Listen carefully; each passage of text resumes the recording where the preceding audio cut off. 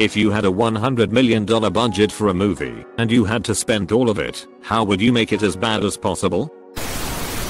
Send a camera to space on a reasonably small rocket and release the raw footage 2020, a space commodity. Star Trek, a Star Wars story, the greatest crossover in the history of crossovers. I would just try to make a good movie. I'm not qualified for that shit. Have you met me? If it's even tangentially about a dog practicing law, you've got an instant 97% RT score, guaranteed. I can see it now. There's no rule about a dog not being your lawyer. I see trailer scenes of a judge informing a person they have the right to choose their own counsel, or a court-appointed defender will be selected. They say they've got their own in mind, their own dog. You see, they're hoping to drag out the case and eventually appeal that it was a mistrial because legally they have the right to choose a dog, but they'll then argue the dog was incompetent. Enter Jackson Bones, the world's best dog lawyer. He likes reading through tomes of criminal law and chasing his tail. There'll be wacky scenes where, in the courtroom, his statements will be interrupted with running after a tennis ball and eating food that falls to the floor, but everyone will have their prejudices overturned as they realize this dog is incredibly hardworking and man's best friend might just be man's best defender. Working title: The Golden Layer. I'd forget to take the lens cap off. Oops. Right up until art critics call it an avant-garde examination of blindness and exclusion in society, and it sweeps in awards season. So many damn explosions that people will leave with PTSD. So you'd hire Michiel Bay?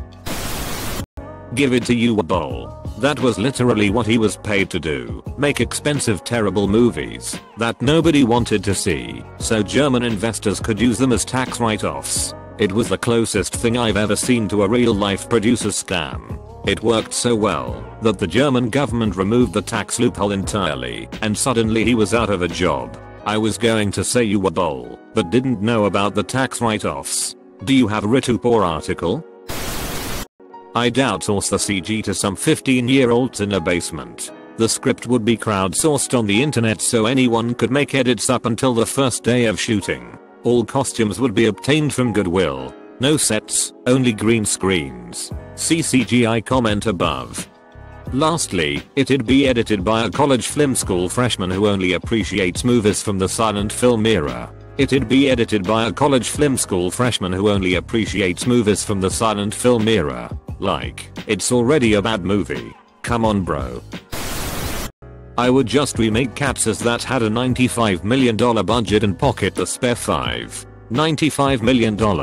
I didn't realize how easy the question was. Give it all to Tommy Wiseau and watch the magic. I did not. Directed by Harvey Weinstein and Bill Cosby. Starring Kevin Spacey and Judd Fogel. First, I'll hire you as a writer. I'll hire my dog to write the script. I would make a movie with the help of the best 5th graders around. Pay $10,000 to about 9,000 of them to create their best work in manuscript paint. The remaining 1,000 will each get $10,000 for their contributions in video editing, voice acting, but most importantly, creating the score comprised of many recorders. And only recorders. I'll take my Oscar now please. Best Director. I'd do a big budget rom-com. There's something about Hitler. Make it a musical. Something like Springtime for Hitler. Make the worst movie you've ever seen without using the budget, and then, when I'm restrained to only use Sid 1 the movie, order some visual effect artists to do a crapload of work and paying them double but then never use the shots. Form a tiny visual effects studio as the only VFX artist. Then, pay yourself majority of the budget, say $70 million to do effects work and deliver your Spain scribbles to the film. Show off the film. Say it cost you $100 million to make, and have a cool $70 million sitting in your bank account for it. Now you're doing accounting Hollywood style. Directed by Shyamalan. VFX that just doesn't look right. The rights of a franchise you know nothing about. Bland characters combined with really bad editing. Everyone mispronounces the main character's name. Weird, I feel like such a thing has already been done before. Now what was it? Adam Sandler, Nicolas Cage, Matthew McConaughey. Entire thing is in a Walmart parking lot. Directed by Michael Bayhash. Look, Kit, I'm calling you on behalf of the studio and they love it. I mean positively love it. That being said, the boys have focus grouped a couple ideas and we think they really add on organically to your project here. First off, they want a love triangle. Sandler loves Cage, he loves Matt, and Matt loves Sandler. They'll get real catty about it. Now we wanna make sure this thing plays well in the international market, so we are gonna swap Walmart out for a Chinese grocery store. Trust me, it clicks in naturally to the script. We'll just change the names of Dan, Josh, and Phil to Wang, Z, and Chen. Same actors, doesn't matter. Anyways, we were also thinking we could finally make good on a bid put forth by Ford by making sure every car in the lot is a Ford. We are thinking lots of good branding close-ups, and the boys in the writer's room added a couple lines or two about how amazing the car is. It fits naturally. Anyways, just wanted to run these teensy tiny changes by you as the project gets into gear. Good luck on your new film, to be published under your name. The Jar Jar Binks story with 1999 Lucas CGI, and ultimate authority over creative direction to Lucas, with the stipulation that anything that sponsors or merchandise producers want, has to be included. Here's my idea for the worst movie ever. It's about a brilliant Jewish scientist named Dr. Bernard Weinstein, and takes place in the year 2025. One evening, Dr. Weinstein has the breakthrough of a lifetime, and invents a time machine. Being a proud Jewish man, he decides the ultimate way to test it would be to go back to the year 1940 and kill Hitler before the Holocaust and save millions of his order. Dr. Weinstein travels back in time, tracks Hitler down, and murders him. Elated at the success of his time machine, and with his vengeance, Dr. Weinstein travels back to 2025, excited to live in a world without the Holocaust. He spawns in his laboratory, only to find that the world is in shambles. Society as we know it has collapsed. The world has been through years of nuclear war. There is no economy, no operating infrastructure, and complete anarchy. It turns out Hitler was right. The Jewish people were effing everything up, and decades of Jewish leadership have led to a nuclear holocaust. At this point, I would like to make it extremely clear that I have nothing but respect for the Jewish people and their fine religion, and abhor Hitler and Nazis. Dr. Weinstein knows that he is responsible for the collapse of society, despite his good intentions. He understands it is his job to fix it. But how does one person take on the task of rebuilding a society with no economy, no money, and complete anarchy?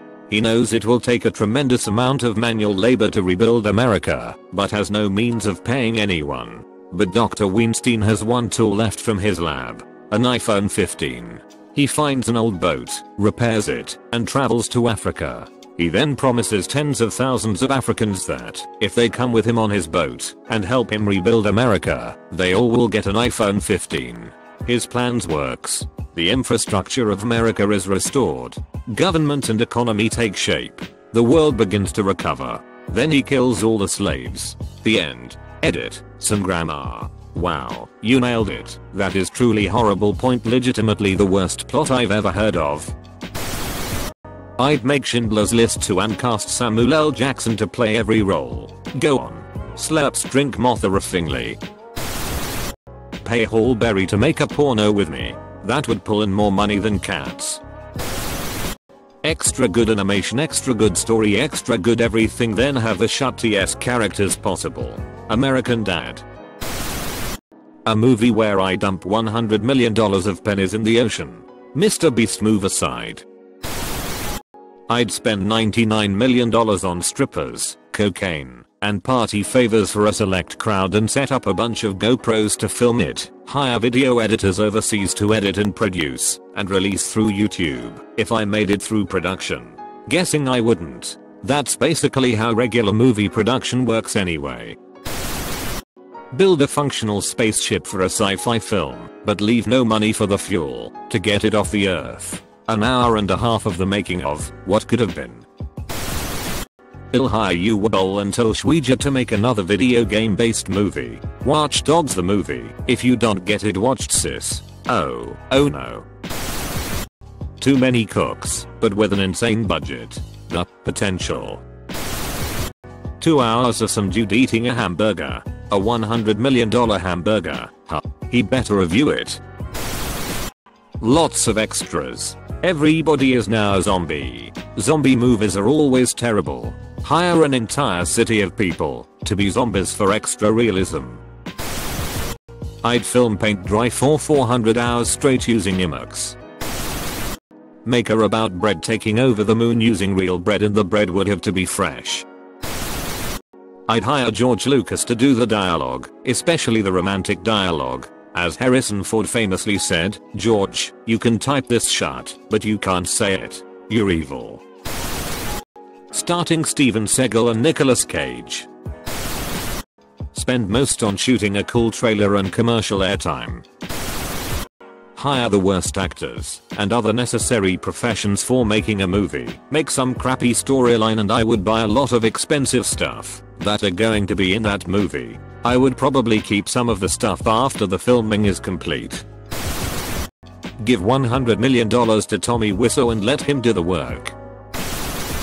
I'd hire all the most famous actors and actresses and make them play parts of a few secs each where they just die for 3 hours.